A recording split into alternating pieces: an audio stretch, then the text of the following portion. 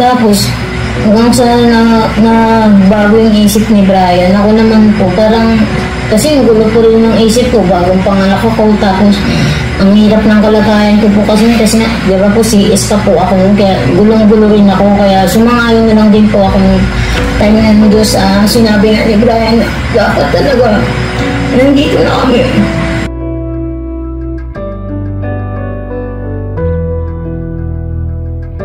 Kasi hindi naman po pwede na kaming tumutulong ay kami na mismo ang bubuhay sa inyo.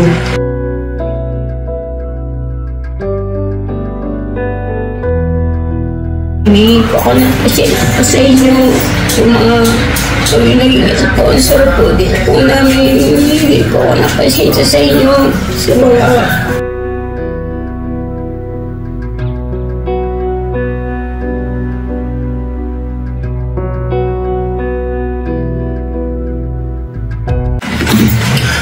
mapagpalang araw po sa ating, mapagpalang gabi po sa ating lahat, mga ka-business namin minamahal. At ayun, nandito si Kian at saka yung kanyang kapatid na si Weng Weng. At mga ka-business, meron po kasing gustong sabihin si Kian, pero bago po yun, saglit lang po, ayos lang natin yung framing ng ating camera. Ayan. So, ayun Kian, ang tagal mong nawala at hindi nakita sa mga vlog, no? At yung vlog natin nung gabing dumating ka, medyo masaya lang kasi nga syempre andun yung nakakamiss din naman kasi kayo, yung mga bata, no? At ito bagaman si Weng Weng po, mga ka-business, ay hindi ko pa siya lubos na kilala dahil parang isang beses lang yata, no? Nakita ko siya. Isang beses lang po. Opo, at siya pala ay kapatid ni Kian. At pang ilan? Sa 5 po, pangalawa po siya sa bunso. Pang-4. Oo, at ayun sa ngayon siya yung kasama mo sa bahay. Okay. Tapos si Brian, yung ay nagtatrabaho ngayon sa isang construction. Tuloy-tuloy naman. Okay, tuloy-tuloy naman. Sipag lang, Bryce, at tawag niya ito, ipon. Yun naman talaga, hindi pwede puro sipag, tapos walang ipon. Useless. At sabi sa akin ni Kuya Buknoy, Kian, na namamalimos pa rin kayo. Opo, yeah. Kasi po nung time na po yun, wala po talaga kami may trabaho po sa Balayan. Pero ang sahod po kasi nila po sa baduan po. Eh, nung time na po yun, lilipat lang po namin po ng bahay ng sakit ko nga po sa Bakit China. Yung po dating inupahan natin, mas na po kami doon. Okay, so saan na kayo ng banda? Doon po, malapit na po sa Tala po. Lumayo po kami doon. Tapos magkano ang upa niyo ron? Ano po, 1,000 po. Mas mura kaysa doon sa inupahan natin. Pero ano po siya, kubo-kubo lang po. Paano kubo-kubo? Ano yung sabihin kubo-kubo? Ayun. Parang barong-barong. Ganun. Okay, tapos mga ka-business namin minamahal doon sa mga bagong mga viewers po natin na hindi po naabutan yung istorya nito ni Kian tsaka nila Brian tsaka ng mga bata. Sila po yung ating natulungan na pamilyang nakatira sa waiting shed. Ano po? At yun nga po, marami na rin tayong ginawang mga pamamaraan para sila ay matulungan, mabigyan ng pagkakataon. Kaya lang po hindi tayo pinalad na maging matagumpay yung ating mission dito kay Kian. Pero awan ng Diyos naman po, ayan, at kakasama pa rin kayo, no? Oo. At marami na rin po dito siguro ang nakakaalam na si Kian tsaka si Brian po ay hindi po sila yung bang masasabi natin na mag-asawa, no? Hindi parang live-in partner ba? Tama ba ako sa ganong live-in lang po kasi pwede pa kasal na po ako ng una po. Di ba ko na po yan sa vlog? Okay ko na po. Yun, napasintabi po sa inyo mga ka-business at informasyon lang po para naman na pagka nagkomento kayo, nagbigay kayo ng inyong mga opinion, suggestion, ay maging angkop, no, sa kalagayan ng sitwasyon ni Kian. Sobrang natuwa ako kasi hindi ko inaakala na makakadalo kayo sa birthday ko. At totoo naman na yung vlog kasi ng mga kagwangs ay hindi ko masyado. Uy, may bata umiyak. Sino yun? Anak mo? Tutangin na. So excuse lang po mga ka-business at nagising siguro. Gising si Ben. Si Brino po. Ayaw, manusundan. Yung opo. Si Brino. Opo, yung kasama po talaga namin sa May tsura yung bata na yun. Puti. Nagmana kay Brian kasi si Brian may pagkatisoy, kahit na maarawan, maputi pa rin. Si Kia naman, kahit di naarawan, itim. Ayan, ganyan nga yan. Medyo, lang tayo, chill lang. Huwag masyadong seryoso. So, ayun po mga ka-business naming minamahal. Itong si Kian kasi, magaan ang loob nila mama ka-business sa kanya. Yung mga M's, ka-vibes niya, nakakapalagayan ng loob. At sa malit sabi, walang problema Ibig sabihin ay pasok sana sila sa na maging miyembro ng ka-business family. At sa kabatiran po ng mga bago nating mga viewers ay nagkaroon na nga po kami ng pag-uusap nito o kasunduan na rin at inoffer nga po namin sa kanilang buong pamilya na dito sila tumira sa ka-business house noong mga pinakahuling vlog, nung ikay pumunta rito na dala mo yung bagong silang na sanggol. At grabe yung sitwasyon na yung mga ka-business at dahil nga po sa nabagbag yung damdamin namin, nag-offer kami, dito ka na tumira. Iyan, at para hindi na problema yung upa, yung pagkain ninyo sa araw-araw, gastos, at ano pa mga bayarin. At dito ay libre lahat hanggang sa kayo makaipon. At kung halimbawa may kakayahan na kayo, malalaman at makikita naman namin ni ate mo yun sitwasyon yung halimbawa nakaipon na kayo. Saka na yung pagkakataon na bumukod kayo ulit. Ang gusto lang sana namin makabuelo kayo. So, sumulad sabi, nagkasundo-sundo na. Umuho na siya. Ang ganda na ng arrangement at meron tayong vlog na gano'n. Ang problema, babalik daw sa dati nilang tinitirhan at meron kukunin. Siyempre ako naman, natural is papayagan mo yan kasi hindi naman natin saklaw yun Di ba? Wala naman akong karapatan na para sila ay pigilan sa ganoong mga desisyon nila. So yun na nga, hindi na bumalik. Anong nangyari iyan? Baka pwedeng paliwanag mo sa ating mga mahal na viewers kasi ako talaga sa totoo lang di ko rin alam ano ba nangyari. Basta kayo nag-message ka lang na nagbago ang isip ni Brian, yun lang Yung natatandaan ko sa vlog po, mga ka-business. Kasi yung time niya po yun, okay na po sana, ang ganda na po yung plano. Guys, pinayagan po kasi natin siya ng time na yun din Hindi ko na po kami nila, di ba po? Tatlong araw na po yata kami na. Oo, totoo yun. Kaso po, yung pagpunta niya po doon, hindi na po siya bumalik dito po di ba nung time na yun po. Na nag-usap-usap na nga tayo po, ito na nga po, dito na talaga kami. Ito ganyan. Tapos, yung pinaglalawang kasi namin yung time na po yun, yung mga utang na po namin na naalisan po. Tapos, hanggang sa na bago yung isip ni Brian, ako naman po, parang Kasi ang gulo po rin ng isip ko, bagong panganak ako, tapos ang hirap ng kalagayan ko po kasi nga, di ba po, CS pa po ako nun, kaya gulong-gulo rin ako, kaya sumangayon na lang din po ako ng time na nandun sa sinabi nga ni Brian na dapat talaga, nandito na kami. Tapos yung last na yun po talaga, hindi niya naman po sinasabi na pero napagsisi din po kasi andun na po, igaglag na lang po namin, andun na po lahat. Tapos nawala po ng ganun kasi nga sa mga maling decision niya na hindi nga maayos namin na kasi parang feeling namin kapag nandito kami, pitan kami, ganun. Kasi di nga po sanay kami na sarili lang namin nga po kasi sa kalsada nga po kami.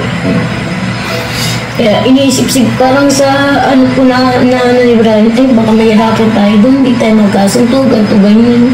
Pero nanguna na po kasi yung mga pangit na bago pa lang makita yung resulta, hindi pa naman tinignan. Yung pangit agad po kasi nanguna po sa amin na time. Mga negatibong naiisip. Opo, ayun po kasi bagaman wala naman sa pangyari o hindi naman ganoon sa totoong sitwasyon. Opo. Ay nagkakaroon ng ganong isipan negatibo na baka ganito, baka ganito. Hindi, ganito yun. Dito sa business house ay unang-una si Bong, di ba? Ang kaya lang naman namin gawin kay Bong, paalalahanan at pagsabihan. Pero kung halimbawa ayaw sumunod sa amin at alam nyo yun na maraming pagkakataon na hindi siya sumusunod, wala kaming magagawa eh. Di ba? Kasi hindi rin naman namin po pwedeng ipilit yung mga bagay-bagay na maaaring masaklawan naman namin yung karapatan. Oo, nagmamagandang loob kami, bukal sa aming puso, pero andun pa rin yung katotohanan na hindi namin pwedeng pilitin yung mga aming tinutulungan sa gusto naming mangyari. Ang sa amin lang, salamat kapag kayong aming mga suwestyon, plano ay magustuhan din ninyo o ninyo ng mga tinutulungan namin. Ibig sabihin, ay sang-ayon din kayo. So, yun, malaking bentaha yun na maaaring magtagumpay yung misyon. Pero pagkalimbawang hindi, wala kami magagawa. Ang dami ng karanasan na ganyan. Si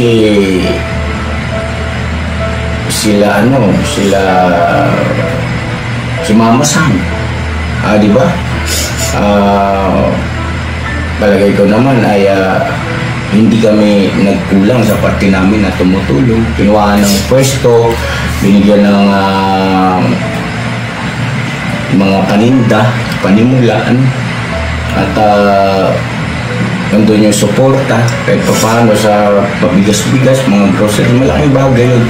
Kasi hindi naman po pwede na kaming tumutulong ay kami na mismo ang bubuhay sa inyo. Ang sa amin lang ay mabuksan yung inyong unawa at kaisipan na diyan sa inyong mga nakagawian ay meron pang mas maganda na sitwasyon, hindi kayo mga pamamaraan. Yun lang sa amin. At saka alalayan kayo sa abot ng aming kakayahan dahil sa, siyempre lahat ng tao may pangangailangan, kami may pangangailangan din naman kami. Kaya lang bilang nagbibigay nga ng saya sa amin yung makatulong sa ating mga kababayan, nagagawa namin yun. At meron nga kasing source yung ating revenue sa YouTube. Yan ang ating pinagkukunan. Anyway, may tao ba saan si Brian? Wala naman po. Ano lang po yun, sobrang kasi yung naisip na namin yung wala na kami sa inyo. Yung wala na kayo sa paligid namin. Sabi namin, sana pala, inana na lang natin yung chance na last. Remingay sa atin, isa lang po ganito. Tapos, tingin po, ngayon po ulit, may isang taon na din po ulit bago po ulit kami nagpakita ulit po sa inyo po. Siyempre marami po kahihiyan sobra po, lalo na yung mga ginawa sa amin na maganda, tapos hindi po namin napaayos ng mabuti na dapat na talaga susunod ka na lang. Ganito, magbibigay ko siya halimbawa. Si Ate Vera at saka si Kelito. Huwag mong sabihin na mas marami pa yung failure nyo kumpara kay Ate Vera at saka kay Kelito. Yan ang isa sa mga matatagal na namin tinutulungan na hanggang ngayon nasa puder ng ka-business family. Di ba? So, ang ibig ko lang sabihin, hindi kami nagbibilang. Kung merong may tutulong, hindi tumulong. Kung wala, di pasensya muna. No? Hindi yung bibilangin, mali kasi yun. Hindi mabuti yung gano'n yung parang kinikwenta mo yung itutulong mo sa kapwa mo. Wala kang makukuhang kabanalan sa gano'n, no? Walang kabuluhan sa harapan ng Panginoon Diyos yung gano'n. Parang nagmapuri ka lang sa sarili mo. Opo. So yan, sila Ate Vera, si Kelito, pasaway kung pasaway, di ba? Ang dami ng...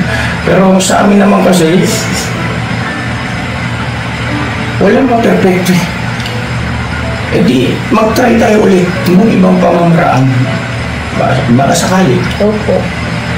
Isa pa, ando naman kasi yung katotohanan na, ayun nga, pati si ate mo, ay mabuti naman ang puso mo kasi. Ang problema lang kasi, hindi ka makapag-desisyon ng tama at saka yung desisyon na talagang pipirmihan mo o titindigan mo. At naiintindihan ko dahil andyan si Brian. Siyempre, mahal mo yun eh. Di ba? Yung nakasama mo. Ngayon, ano yung gusto mong sabihin sa akin? Gusto ko sa pamamagitan ng vlog na to, yung binanggit mo kay ate mo kanina, may pinulong ka raw, kaya mas maganda siya na mismo manggaling at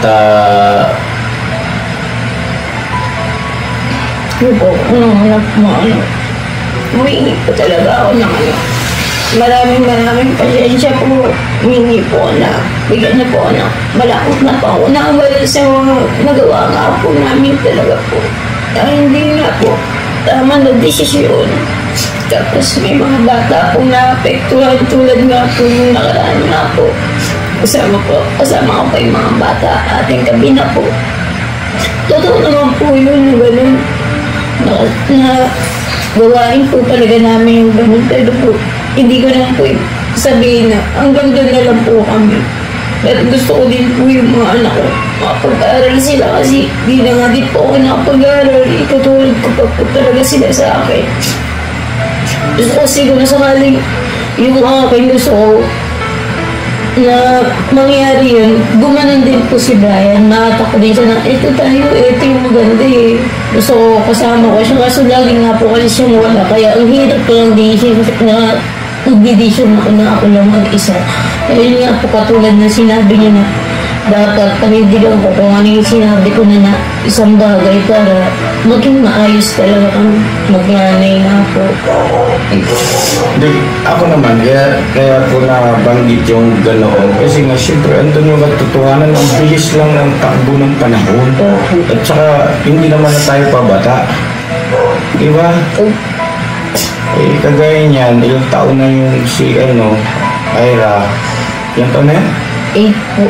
O, dapat grade 2 na yan. Mag-grade 3. Opo.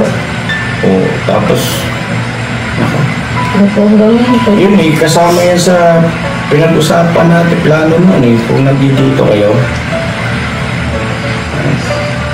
Eh, yung binabanggit mo kaya na pangunawa, ayun ba magagawa naman yung ating, di ba? At saka, hindi naman kami nagtatanim ng sama ng loob. Sobrang nakakaialam din po kasi talaga. Kaya, parang sa isip na sobra-sobra na yung sa atin. binigay sa atin, tapos magawa lang tayo ng maganda para may pakita sa kanya. Tapos siyempre parang sa amin, hindi pa ba natin ito mapapakita kay la kuya? Hindi niyo naman kasi kailangan gumawa ng maganda para lang may pakita kay ate at saka kay kuya. Hindi ganoon. Ganito yun.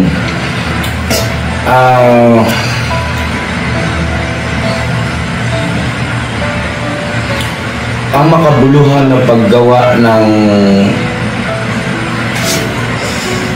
isang bagay na para meron kang mapasaya, kasi kaya gusto mong makagawa ng maganda, may pakita kay ate at kuya para mapasaya kami, gano'n, di ba?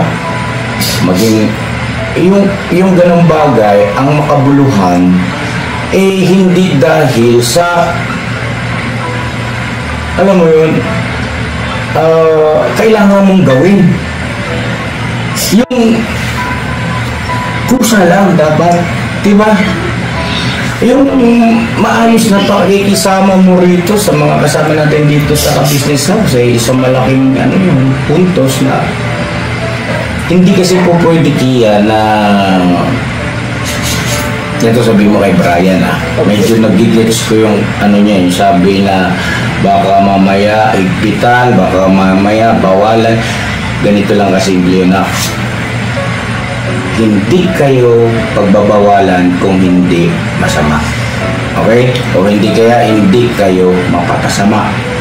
Kung mabuti at sa ikabubuti nyo, bakit kayo babawalan? Diba? At saka isa pa, natural dito sa business house ay hindi mabuti na walang tumatayong nangunguna. Kumbaga yung kanya-kanya tayo rito, walang pangyalamanan, hindi maganda, no? Kailangan talaga merong nangunguna, nag-lead o leader para maging maayos ang takbo, para hindi tawag nito, yung bang mauuwi pa sa hindi pagkakaunawaan yun away-away, kanya-kanya, bahala ka dyan, bahala ko, ganun, pangit yun. Nasa isang pamilya tayo O ano ba, sige na kayo, bago natin tapusin itong vlog at ano po, sa akin po, kung mabibigyan po kami ng isa pong pagkakataon, marami na nga pong pagkakataon na binigay po, ano po? Ate, anong pagkakataon? Anong tinutukoy mo? Tiratsay mo na. Hindi po, kung sa alay po na gusto po namin lumapit po ba ulit sa inyo, mapayagan niyo po ba kami na yung dati po na nasira namin.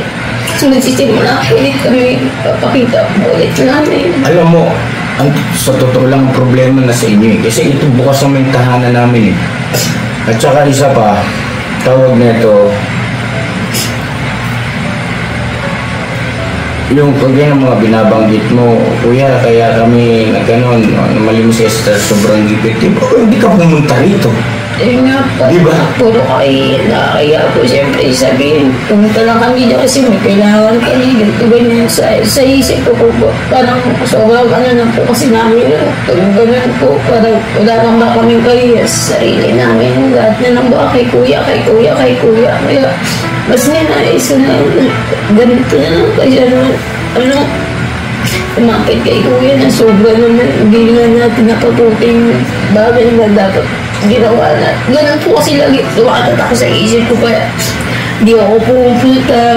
Minsan nga po pag nakikita ko si kuya, damulag nagtatago kami naman po kasi puro nga po ay yan po yung mga naano ko po lagi. Lalo na pag yung sobrang nilap na ako tulad nga po nung galis po kami doon. Gusto ko bang pumunta dito, pinangunahan po ko lagi ng gano'n Kaya hindi ko magawa na pumunta po.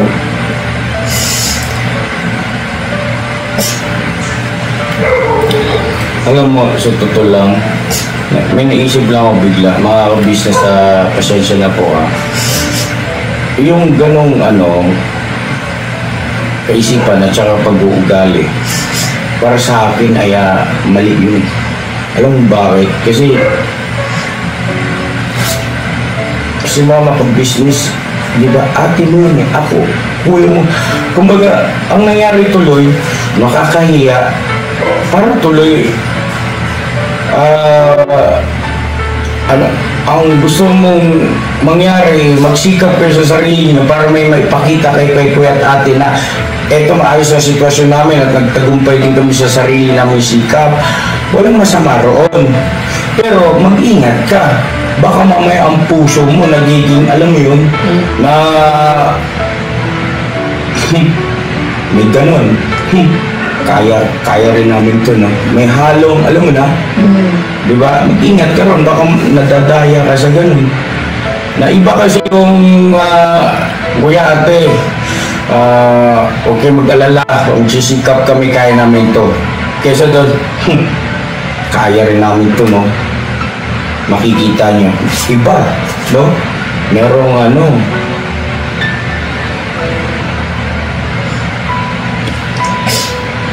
kasama po, ano lang po, talaga, puro lang po talaga yan, pero yung ano po, hindi.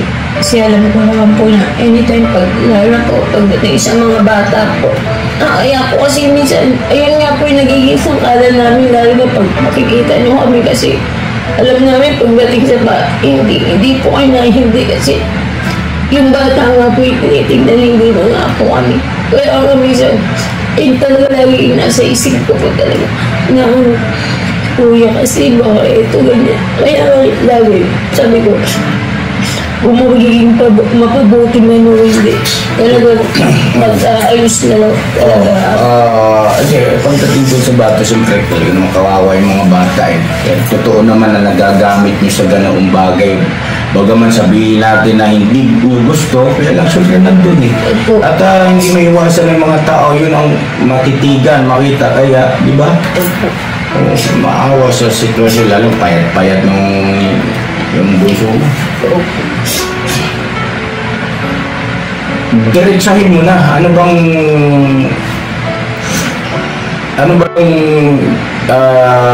gusto mong sabihin?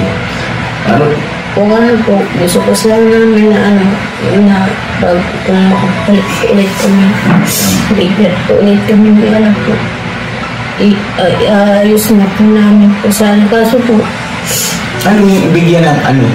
Maging specific ka at diretso tumbukin mo na para hindi nahirapan yung mga viewers na mag-isip ano bang gusto sabihin nito ni Kian? Ano po, ano pa ba yung kapag simula po ulit kami na mag-negosyo nga po ulit na pangkabuhayan. Pangkabuhayan po ulit na para po yung mga bata hindi na po lagi magiging makikita na sa kalsada po.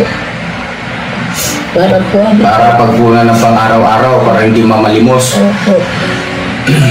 Tapos si Brian, nagtatrabaho po siya. Ako naman po mag-business po ako. Tuwing anong lingguhan ba uwi niya? Ano po, hindi po siya lingguhan, arawan po siya. Sabado lang po yung sahod niya po. Tapos ito si Wing-Wing. Ano po yun? Malaking bagay makakatulong sa iyong kapatid mo. Opo, kaya nga po, Kaya lang baka umuwi rin yan. May asawa na ba yan?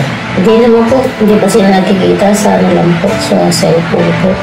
Kusapin mo kung baka pwede tulungan mo na si ate. Ito, pagkakataon. Hindi ba ako nangangako sa iyo, ha? At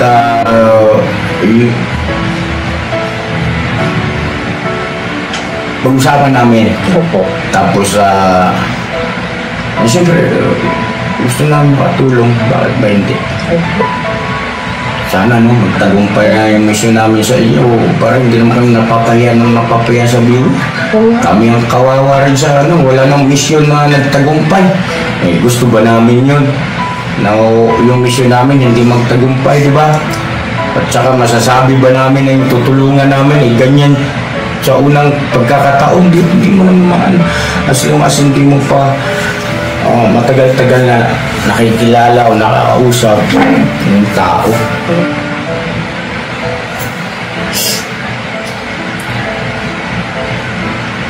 Kaya po sana mangyari po talaga dapat ipag-rotate po talaga namin na kung mangyari nga po yung gano'n. Iayos ko po na yung mga bata. Hindi na talaga makikita din po sa kalsada talaga po. Tsaka alam mo ba sa totoo lang kaya na huwag sasama loob mo Pero alam mo ba may batas sa pamamalimos Alam ko po, kuya. na bawal yan? At kung halimbawang talagang papairalin, merong pananagutan. At kaya lang, siyempre, bilang tao kasi, kaya ganun na nga sitwasyon eh. Tapos ay makukulong pa. Pero yung batas na ginawa yung kasi para doon sa mga ginagawang tawag niya. Yung bang parang dahil tamad magtrabaho, mabilis kasi. Kaya lang andun yung katotohanan, wala ka nga lang dignidad. Di ba? Siyempre, pagdating ng araw, yung mga anak mo, pag lumaki, nagkaisip yan. Mama, lakas-lakas naman ang katawan. Tapos, namamalimos. Samantala marami namang paraan na pwedeng gawin para hindi mamalimos. Para kumita. Ano yun? Tindahan? Anong plano mo kung sakali? Ano po galing po siguro. Pwede po yun. Sa restaurant? Hindi man tayo nagtagumpay ron. Hindi tayo nagtagumpay ron. Kaya pag-isipan nyo muna, planuhin nyo muna yung Sige po. Tapos kami, nag-usap din kami ni ate mo, tapos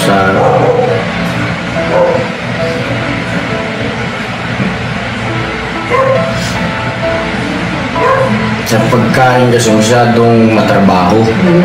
Ang dami mo kasing anak na inaalagaan. Pag umiyak yung isa, agoy, wala na. Ayun nga din po kaya nga po hindi rin talaga makakapagtrabaho. Itong si Wing-Wing, baka umuwi naman bigla yan. Ayun nga po, pagka po kakausapin ko. Sabi mo, kung makakatulong yan. Nakakatuwa yung bata na yung mga kabisnes, mag-unload ko dyan. Kumbaga, komedyante kasi, sarap siyang kasama, kwentuhan, yan. Sila Intoy, kaharusan, kabiruan niya na si mama ka-business. Anyway, so, meron pa. Tapos na natin vlog natin. Story ang naman to. Ewan ko, ano kayang komento ng mga viewer natin ito. Ayang ka-business. Sige lang. Importante, mahalaga. Pangkabuhayan.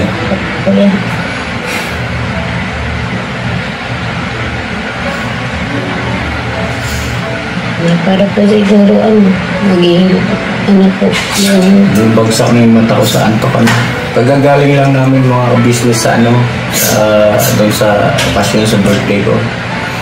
Sa mga kababayan natin, tinutulungan natin. Ito nga si Kian, kaya bumubulong kay ate ka-business niya. Sabi naman sa akin yung Mrs. ka-business, kausapin ko. At sabi ko, dapat ka kuya, naka-vlog. Kasi para alam ng viewers. Dahil sinusubaybayan yung istorya niyang mga yun.